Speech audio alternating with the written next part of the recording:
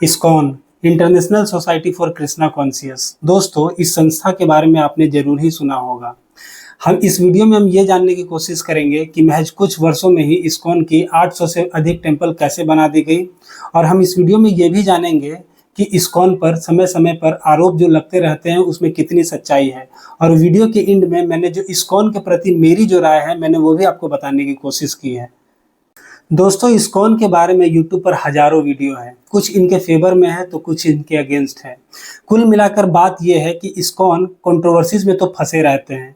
तो आइए इस वीडियो में हम जानते हैं कि इस्कॉन की सच्चाई क्या है।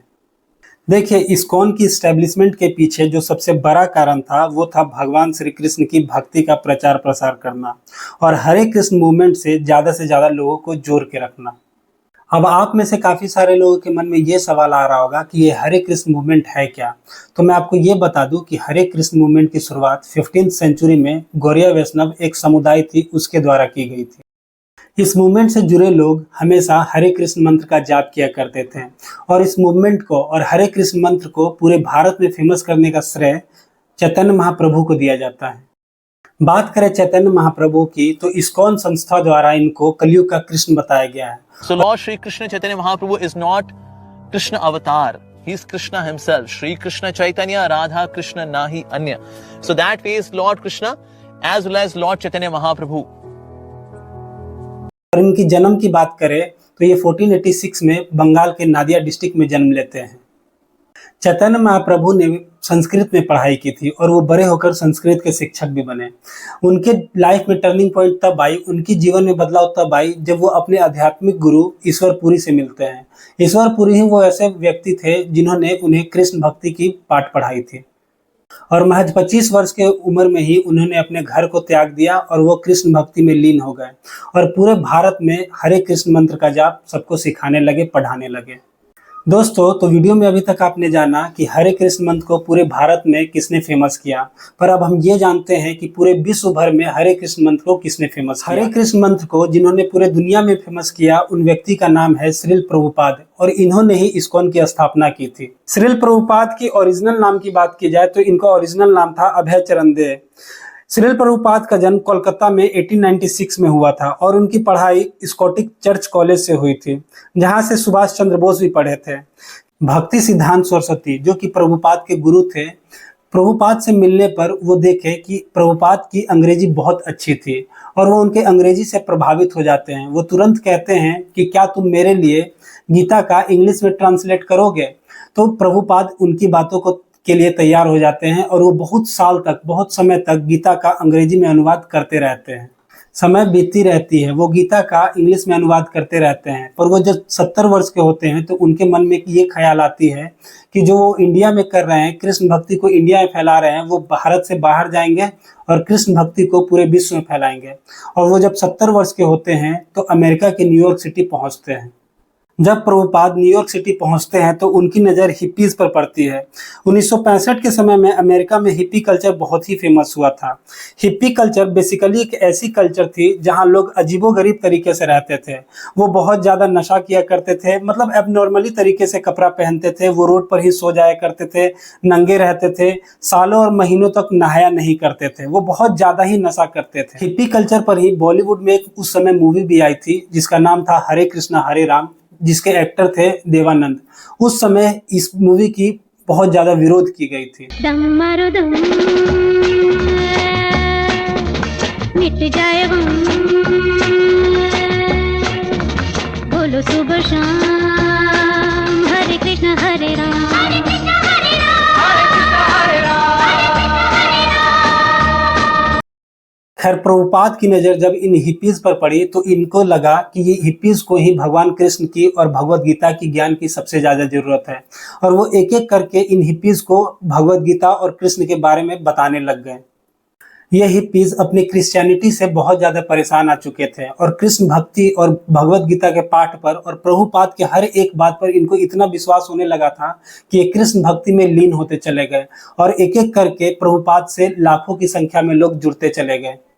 और समय आता है 1966 का, जब न्यूयॉर्क शहर में ही प्रभुपाद इस्कॉन की स्थापना करते हैं और उसी साल इस्कॉन का पहला टेम्पल भी बनाते हैं। इस्कॉन की स्थापना के पीछे का बस एक मेन मोटिव है कि कृष्ण भक्ति को पूरे विश्व में फैलाना और भगवत का पाठ पढ़ाना। अगर आप इस्कॉन की मुख्य 2 बुक को देखेंगे तो इनका 2 रिलीजियस बुक है, एक भगवत गीता और एक भागवत पुराण। जब आप इस्कॉन के डिवोटीज और उनके मेंबर को देखेंगे तो वो बिल्कुल क्लीन शेव रखते हैं, पीछे एक थोड़ी सी चोटी रखते हैं, साथ ही ये भगवा कपड़ा पहनते हैं। इस्कॉन डिवोटीज बनने के लिए कुछ नियम है, जैसे आपको भगवा कपड़ा पहनना होगा, जो तामसिक भोजन होता है जैसे मांस, मदिरा, लहसुन, प्याज, उनका त्याग करना होगा, तभी आप इस्कॉन के मेंबर या फिर उनके डिवोटीज बन सकते हैं। इस्कॉन के मेंबर इस्कॉन की प्रचार प्रसार के लिए आपको रोड पर भगवत गीता भी बेचते हुए दिखेंगे।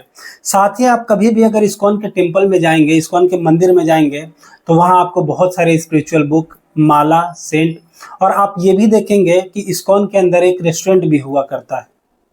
यहाँ तक कि स्टीव जॉब्स जो एप्पल के मालिक हैं, उन्होंने ये बात कहा है कि जब वो कॉलेज से ड्रॉप आउट हुए थे तो इस्कॉन टेम्पल ही जाकर खाना खाया करते थे।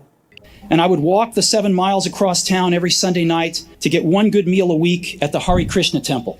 I loved it. कुल मिलाकर इस्कॉन भक्ति के साथ बिजनेस भी किया करता है ताकि वो अपने मेंबर की देखभाल ठीक से कर सके।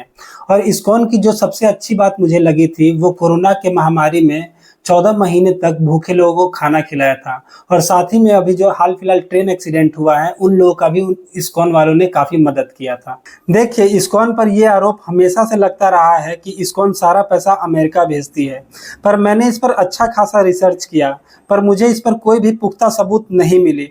उल्टा मुझे रिसर्च में ये पता चला कि अल्फ्रेड फोर्ड, जो कि फोर्ड कार कंपनी के मालिक हैं, जब वो प्रभुपाद से मिले तब वो उनके भक्त हो गए, वो भी कृष्ण भक्ति करने लग गए।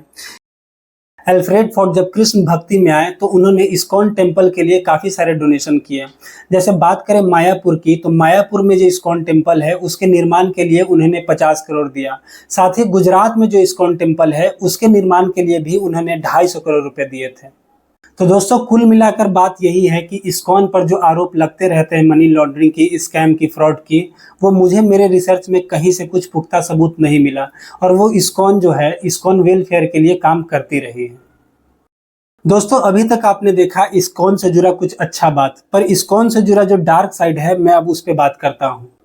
इस्कॉन की एक डार्क साइड ये भी है कि उनके गुरु पर क्रिमिनल एक्टिविटीज के चार्ज लगते रहे हैं। और स्वामी कीर्तानंद एक ऐसा नाम है जो मर्डर केस के कारण उन्हें 20 साल की जेल जानी पड़ी है। अभी तक हमने बात किया कि इस्कॉन की इतिहास क्या थी, इसके डार्क साइड क्या थे, इसके पॉजिटिव साइड क्या थे, पर अब ये जानते हैं कि इस्कॉन पर मेरी क्या राय है। देखिए, इस्कॉन वाले का ये साफ कहना है कि सुप्रीम गॉड भगवान कृष्ण ही है, और वो उन्होंने गीता में भी कहा है Krishna is the supreme controller, which means every situation that comes on our plate has actually been sanctioned by Krishna because he's the controller. पर यह बात ठीक है, मैं इस बात को नकारता नहीं हूँ, पर आपको ये बात मानना होगा कि श्री कृष्ण जितने सुप्रीम है, हमारे अन्य भगवान भी उतने ही सुप्रीम है। जैसे शिव जी, विष्णु जी, राम जी, दुर्गा माँ, ये भी उतने ही सुप्रीम है जितने श्री कृष्ण है। इस्कॉन वाले का एक दावा ये मुझे समझ में नहीं आता है। उनका ये कहना है कि आपको मोक्ष की प्राप्ति श्री कृष्ण की भक्ति करके और भगवत गीता पढ़ के ही मिलेगी। इस बात से मैं पूरी तरह असहमत हूँ, क्योंकि भगवत गीता को आए हुए 5000 वर्ष हुए हैं और आज से करोड़ों वर्ष पहले शिव जी माता पार्वती को बता रहे हैं कि मोक्ष कैसे प्राप्त कर सकते हैं। अब काफी सारे इस्कॉन वाले लोग ये सोच रहे होंगे कि मैं ये बात किस तथ्य पे बोल रहा हूँ, तो आप कभी गीता से हटके शिव पुराण पढ़ो, भागवत पुराण पढ़ो, तब आपको समझ में आएगी। देखिए, आप भगवत गीता का प्रचार प्रसार करते हैं, इसे बहुत ज्यादा प्रमोट करते हैं, पढ़ने के लिए प्रोत्साहित भी करते हैं, ये अच्छी बात है। पर मेरा बात ये है कि सिर्फ भगवत गीता पढ़ के ही लोगों को पूरी ज्ञान नहीं हो सकती है। भगवत गीता से पहले 18 पुराण है, 4 वेद है, इतने उपनिषद है, तो उनको पढ़ के भी आप ज्ञानी बन सकते हैं, आत्मज्ञान प्राप्त कर सकते हैं। दोस्तों, मुझे जो इस्कॉन से सबसे बड़ी दिक्कत है वो ये है कि कृष्ण के अलावा ये किसी को भी भगवान नहीं मानते हैं। आपके सामने एक पिक्चर है, आप देख सकते हैं, चैतन्य महाप्रभु जो आज से मात्र 500 वर्ष पहले हमारे बीच थे, वो शिव जी को और माता पार्वती को आशीर्वाद दे रहे हैं। साथ ही आप ये पिक्चर भी देख सकते हैं कि कुछ इस्कॉन मेंबर का ये कहना है कि शिव जी की पूजा लोग मटेरियलिस्टिक डिजायर के लिए करते हैं, और जो शिव जी की आराधना या पूजा करते हैं वो इंसान के रूप में शैतान या फिर भूत होते हैं। ये जिसने भी लिखा है वो इनके गुरु ने ही इन्हें बताया होगा। देखिए, जो भी बात मैंने आपसे कही है वो बात बेबुनियाद नहीं है। मैं आपको एक रियल वाकया बताता हूँ। एक बार मैं इस्कॉन मंदिर गया था, वहाँ कुछ मेंबर से मेरी डिबेट हो गई थी। डिबेट के बाद मैंने काफी सारे प्रश्न पूछे, लेकिन उस प्रश्न का जवाब ना देकर उन्होंने भगवत गीता के चैप्टर 7 के श्लोक 25 का ये हवाला दे दिया कि श्री कृष्ण उन्हें समझ में नहीं आते जो बेवकूफ होते हैं, जो बर्बर होते हैं। प्रकाश सर्वस्य योग माया समावृता मूढ़ो अयम ना भी जानाति लोको माम अजम अव्ययम। भगवान कह रहे हैं योग माया के द्वारा ढक लेता हूं मैं अपने आप को, और जो मूर्ख व्यक्ति है मुझे नहीं समझ पाते।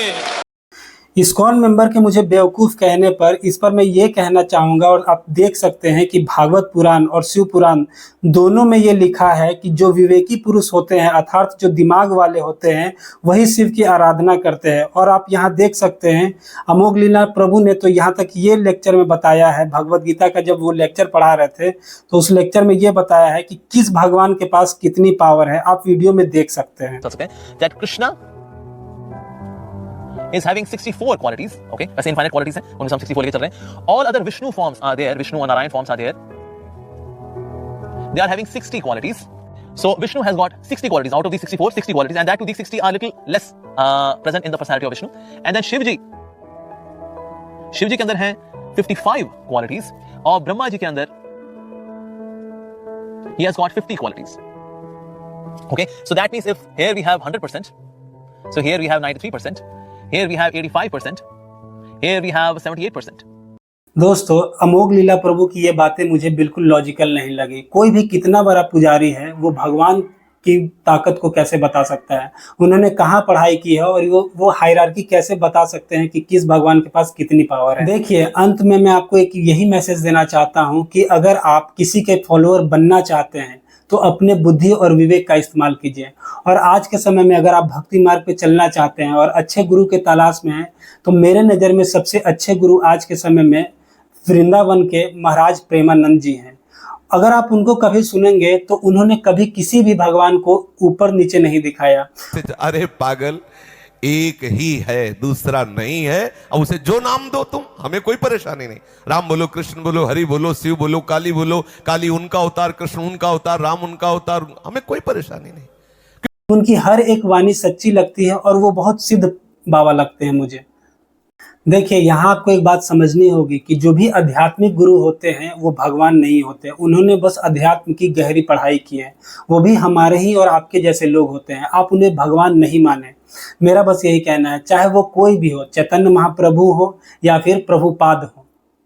देखिए, ऐसा नहीं है कि मैं चैतन्य महाप्रभु और प्रभुपाद की इज्जत नहीं करता हूँ, मैं बहुत इज्जत करता हूँ, लेकिन मैं ये इस जन्म में मरते दम तक नहीं मान सकता कि चैतन्य महाप्रभु शिव जी को आशीर्वाद दे रहे हैं।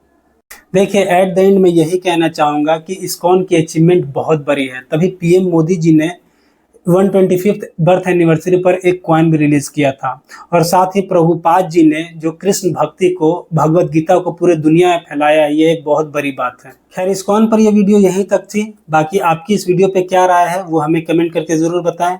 तो चलिए दोस्तों, मिलते हैं नेक्स्ट वीडियो में। तब तक आप खुद का, अपने फैमिली का ख्याल रखें। जय श्री कृष्ण।